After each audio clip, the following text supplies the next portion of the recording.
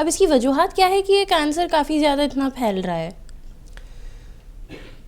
कुछ हद तक तो ये कह सकते हैं कि जो हमारे अब ज़िंदगी चेंज हो गई है। पहले जैसे आराम की ज़िंदगी थी, काम करते थे लोग, पर आजकल क्या है कि हड़बड़ी की ज़िंदगी है तेज़ी से।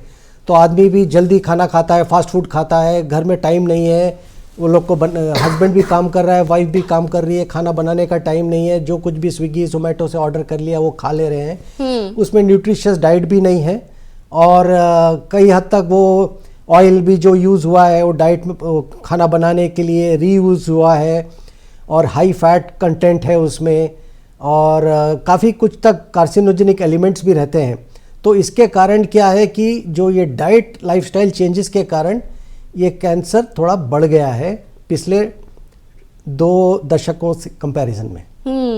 यानी कि जो सेडेंटरी लाइफस्टाइल होती है एंड जो इम्बैलेंस डाइट होता है, ये मेन रीज़न है, आप ये बता रहे हैं इस चीज़ का? इसका मेन रीज़न यही है। इसको नॉन मॉडिफाइबल रिस्क फैक्टर्स या मॉडिफाइड रिस्क फैक्टर्स में आता है ये।